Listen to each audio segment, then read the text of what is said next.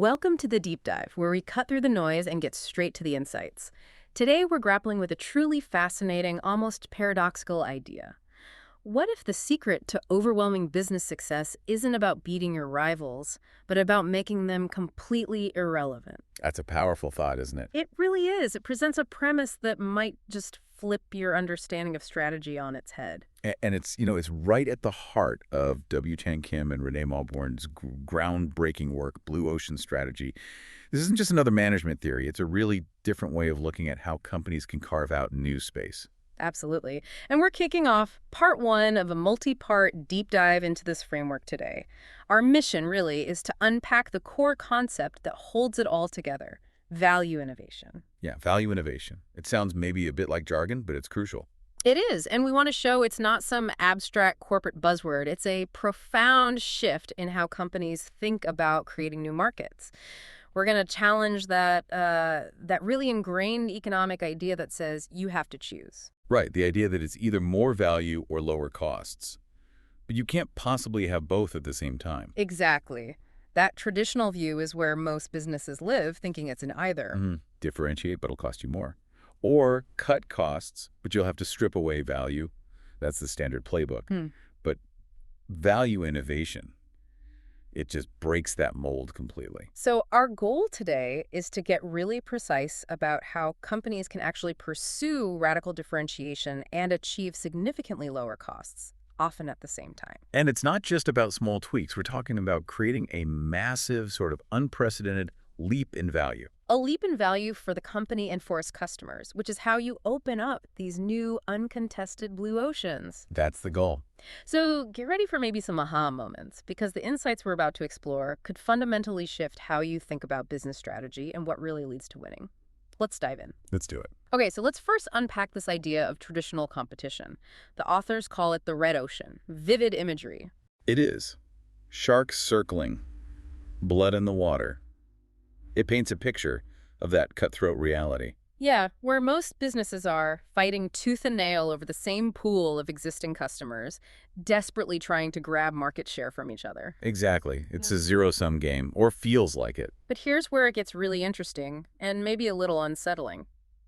Sometimes, even doing everything right, flawless execution in that red ocean isn't actually enough to guarantee a win in the long run. That's such a critical point. It really pushes back against that common belief that if you just execute better than everyone else, you're golden. Right, just do it well. Yeah, but Hamilton Helmer, in his book Seven Powers, illustrates this so well with the story of the original IBM PC. Ah, IBM. Early 80s, you think competence, engineering, market dominance. Totally. And the PC launch. By all accounts, it was a breakthrough product. The customer demand was amazing, as Helmer puts it. The numbers were staggering, weren't they? 40,000 units right at announcement, over 100,000 in the first year. Incredible for that time. And IBM's execution, Helmer calls it flawless. Their management was superb, scaling production like nobody's business. And the marketing, the Charlie Chaplin campaign, that was inspired. It really felt like a masterclass in launching a product, an undeniable win. It certainly looked that way on the surface. But despite this almost perfect operational rollout, Helmer points out there was this deep strategic risk just lurking underneath. Okay, what was it? Well, IBM's strength came from its mainframe business, where they controlled everything a vertically integrated model. But the PC world was different. It was being unbundled. Ah, so they relied on partners. Exactly. They needed an ecosystem Intel for the chips, Microsoft for the OS. While IBM kicked off the market and sold millions of PCs, they inadvertently set it up so that Intel and Microsoft ended up capturing most of the long-term value. IBM became essentially a high-volume assembler of components made by others. So it wasn't an execution failure at all. No, not in the traditional sense. It was a strategic misstep about where the real power and profit potential lay in this new market architecture. They were vulnerable even while selling huge numbers. It's a sobering lesson, isn't it? Great execution can't save a flawed strategy or a tough market structure. Wow. It really is like winning every battle but losing the war. And this isn't just about hardware, right? We see similar patterns elsewhere. Think about Netflix. Oh, absolutely. Their original DVD by mail business. Phenomenal execution. They crushed Blockbuster. Speedy delivery, huge selection, no late fees. operationally, they were brilliant. A masterclass in optimizing that specific model. They created immense customer value within that structure. But even that superb execution and market dominance in DVDs wasn't going to be enough when the whole landscape shifted. With streaming, you mean? Exactly. Yeah. High-speed internet changed everything. The original blue ocean, the DVD by mail space, was starting to turn red as competitors emerged. But more importantly, technology was opening up a new blue ocean. And they had to make that incredibly tough pivot. Painful, almost. Betting the company on streaming, moving away from their cash cow. It just shows being great at the old game doesn't help if the game itself changes fundamentally. So, if stellar execution isn't the magic bullet in these red oceans, what other traps are lurking there? The book, Playing to Win, mentions a couple of pitfalls in conventional competitive thinking. It does. One they highlight is the do-it-all strategy. Sounds ambitious, but it's a trap. Trying to be everything to everyone. Pretty much. Failing to make clear choices, making everything a priority, but the authors are clear. Strategy is choice. You have to decide where to play and how to win. And if you don't choose? Your resources, time, money, talent get spread too thin. You end up being mediocre across the board instead of excellent at a few key things. Customers get confused, employees get confused. It's a recipe for stagnation. Makes sense. And the other one, they call it the Don Quixote strategy. Joey, great name. It's about attacking your strongest competitor head-on, trying to storm their walled cities, often without the resources or a truly differentiated approach. Charging windmills. Exactly. It's heroic, maybe, but usually futile. You burn through resources, fighting on their turf, playing their game, where they likely have all the advantages of scale, brand recognition, you name it. It's rarely a smart move. So these individual strategic mistakes, they add up, especially when you consider the broader industry dynamics. Michael Porter talks about this, right? Oh, definitely. Porter's work on competitive strategy is foundational here. He points out that in mature or transitioning industries, classic red ocean territory profits often get squeezed. Why is that? Several factors kick in. Growth slows down, so everyone's fighting more fiercely for the existing pie. Buyers often become more sophisticated, demanding more for less. And there's just this intense focus on market share. Which drives prices down. Drives prices down. Yeah. Drives costs up sometimes. It makes those prolonged red ocean battles really unsustainable. Margins erode for everyone. It becomes this race to the bottom. Sounds exhausting, just a constant grind. Can you give us some more real-world examples of these kinds of battles? Sure. Think about the big retail wars. Sam Walton, in his book, talks about Kmart back in the day. He actually admitted that initially, Kmart stores were often better, more modern. He felt Walmart couldn't always compete directly on presentation. Really? Kmart seemed like the leader for a while. They were. But Walton noted how, as the big operators became more organized, the competition grew a lot more difficult. Yeah. The market got tougher. And companies that failed to keep meeting customer needs, well, they started to fall apart. Kmart, despite its early lead, eventually struggled to adapt. It shows even leaders aren't safe if they stand still in a red ocean. It's a constant struggle just to keep up. Absolutely. Now, Amazon is a fascinating contrast here, isn't it? Looking at The Four by Scott Galloway, their strategy seems almost deliberately anti-red ocean, at least in terms of short-term profits. It really was, and still is in many ways. While others chase quarterly earnings, Amazon made these huge long-term bets on customer benefits. Lower cost, greater selection, faster delivery. And they somehow convinced Wall Street to go along with it, to expect growth over profits. That was the genius part. They essentially trained the street, as Galloway puts it, to accept lower profits in exchange for massive growth and market dominance. This gave them access to incredibly cheap capital. Which they then plowed back into the business. Exactly. Instead of paying out big profits or taxes, they reinvested almost everything back into improving those core customer benefits, building warehouses, improving logistics, expanding selection, digging deeper and deeper moats, as the book says. So they changed the financial game to enable their strategy. Precisely. They altered the rules of capital allocation in their favor, funding continuous improvements that delivered both value and cost efficiency. It's a powerful foreshadowing of this blue ocean idea, changing the game itself, not just playing it better. A real strategic masterstroke. And even established giants sometimes realize they need to get out of pointless red ocean fights. Satya Nadella at Microsoft, for instance. Yeah, in Hit Refresh, He talks about that decision to turn the page on the constant feuding with Google, particularly through regulatory complaints and legal battles. That seemed like a classic red ocean tactic, right? Trying to wound the competitor through external means. It was. And Adela realized it was just draining energy and resources, a distraction. Yeah. He decided to refocus Microsoft. Focus all of our energy on competing for customers in the cloud. Shifting from fighting the competitor to winning the customer. Exactly. A conscious pivot away from unproductive head-to-head combat towards creating unique value in a growing market, the cloud.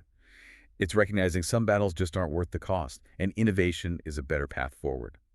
Okay, so we've painted a pretty clear picture of the red ocean, the dangers, the traps, the exhaustion. It can be a tough place to compete. So now let's flip the coin. Let's introduce the real game changer from blue ocean strategy, this concept of value innovation. This is where things get really interesting. This is the core engine, really. And the central idea, the paradox, is pursuing differentiation and low cost at the same time. Right. Which completely breaks that traditional value-cost trade-off we talked about. The old logic says more value means higher costs, lower costs mean less value. Pick one. Value innovation says, nope, you can have both. Exactly. It's not about compromise. It's about fundamentally redefining the terms. Creating something new that delivers way more value, often in a simpler way, which can also be more cost-effective to produce or deliver. And it's not just about small improvements, right? It's about a leap in value. A significant leap. A quantum jump, almost. Something that makes customers sit up and say, wow, this is totally different and way better. And that leap benefits the company too, often through higher volumes or better margins, even with lower prices sometimes. And that leap is what unlocks the uncontested market space, the blue ocean. You're not stealing customers from rivals. You're pulling in non-customers, creating totally new demand. You're essentially making the competition irrelevant because you're playing a different game. So how do companies achieve this? It seems like it requires a different way of thinking, not just focusing on beating rivals or benchmarking against the industry. That's key. You have to shift your focus away from the competition and onto the buyer, often the non-buyer. You need to uncover deep, unmet needs, things people might not even realize they want until you offer it. It reminds me of that classic article, Marketing Myopia by Theodore Levitt. He warned companies back then about focusing too much on their products and the efficiency of making them. Instead of focusing on the value those products actually deliver to customers, yes, value innovation demands that customer value focus, but taken to a whole new level. It's about reimagining what value even means in a particular context. And Eric Ries in The Lean Startup talks about finding the right thing to build, the thing customers want and will pay for as quickly as possible. That feels very aligned too, doesn't it? Absolutely. It's that relentless search for what truly resonates with customers, what solves a major pain point, or offers a significant new benefit, often in a way nobody else has thought of. It's about discovery, not just optimization. But finding these ideas is one thing. Getting an organization to act on them, to break out of old habits, that sounds like the really hard part. It often is. And that's where psychology comes in. The Red Ocean Traps book talks about managers' mental models. These are like ingrained assumptions. Exactly. Deeply held beliefs about how the industry works, what customers value, what's possible. These models act like automated algorithms in our brains, dictating how we react to situations. So they filter out new possibilities. They can, yeah. If a truly novel idea comes along that doesn't fit the existing mental model, it might get dismissed automatically. That's not how we do things here, or customers won't go for that. These models keep companies stuck in the red ocean, even when a blue ocean opportunity is staring them in the face. Overcoming that internal resistance must be huge. Good to Great mentions that getting alignment, getting everyone on board, is one of the biggest challenges for leaders. It is. Good to great companies figured out how to break through that resistance, often rooted in those very mental models. It's not just about pushing an idea through. It's about fundamentally changing how people within the organization see the world and the opportunities. Which connects to things like grit and mindset, right? Yeah. Carol Dweck's work on the growth mindset versus the fixed mindset. Definitely. Praising effort and learning. You're a learner. Yeah. Rather than just innate talent, you're a natural. Fosters a culture where people aren't afraid to try new things, to challenge assumptions, maybe even to fail sometimes in the pursuit of innovation. You need that kind of culture, that organizational mindset to constantly look for value innovation opportunities. Absolutely. It can't be a one-off project. It needs to be embedded in the culture, a willingness to question, to explore, to adapt, and sometimes to let go of what worked in the past to create something entirely new for the future. Okay, this theory is compelling. It sounds like the Holy Grail. But let's get practical.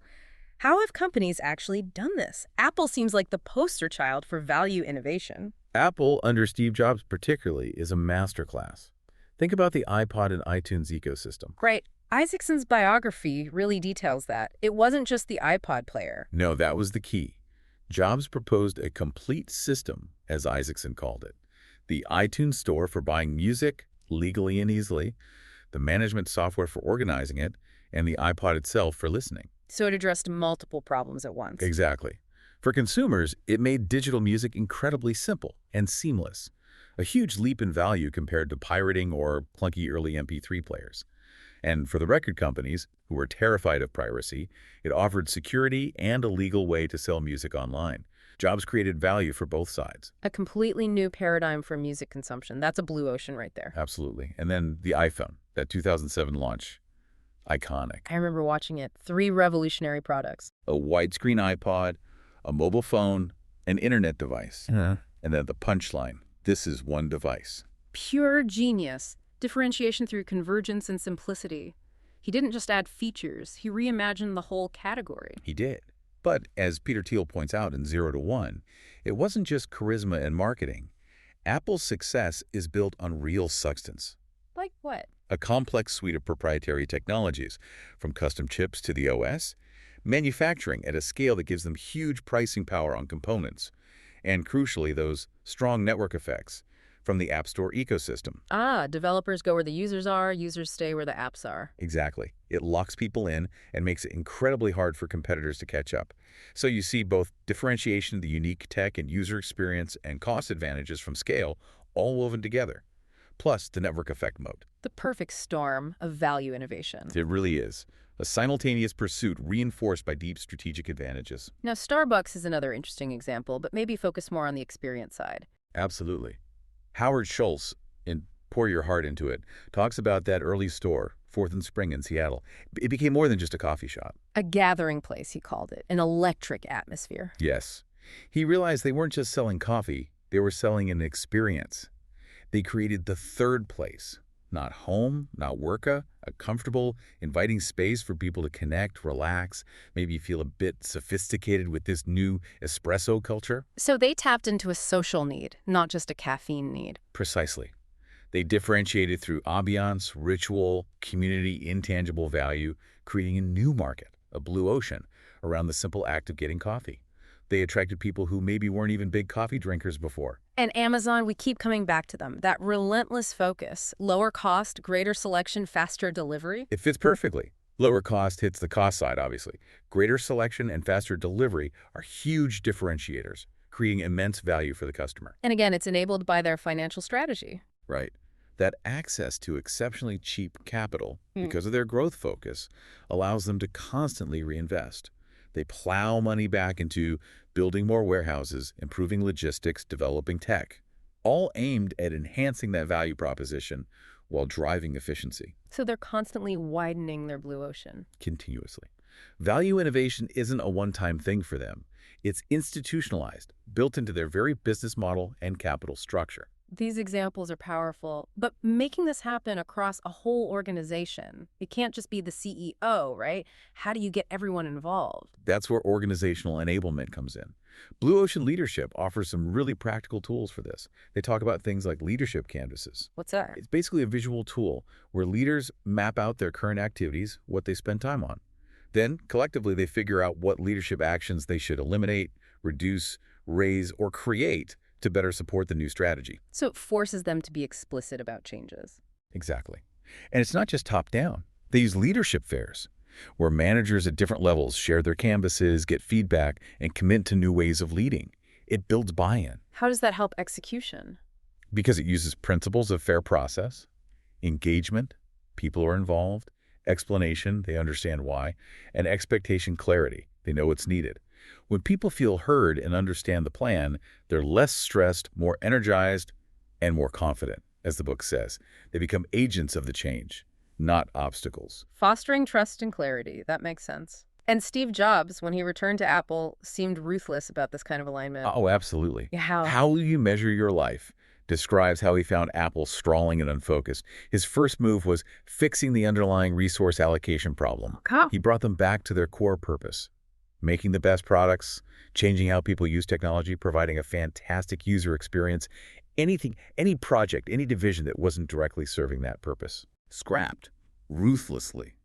It shows the discipline required. Value innovation isn't just about adding new things. It's often about strategically subtracting things that dilute focus and resources, aligning everything to that clear core purpose. Which requires making tough choices.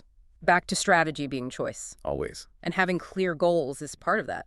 The 5 dysfunctions of a team has that scene where Catherine, the CEO, pushes her team for specifics. How many new customers? Right. It's not enough to have a vague goal like grow the business. You need specifics. How many? What kind? By when? That forces clarity and accountability. It forces the team to make choices about where to focus their energy, defining the target blue ocean. And finally, there's that mantra from Intel that Apple adopted. Listen, challenge, commit. Yeah, from Andy Grove, discussed in Radical Candor. It's a great leadership framework for fostering innovation. Break it down. First, listen. Genuinely listen to all ideas and perspectives, especially dissenting ones. Have the humility to hear people out. Second, challenge. Have the courage to rigorously debate ideas, question assumptions, poke holes, constructive conflict. Third, commit.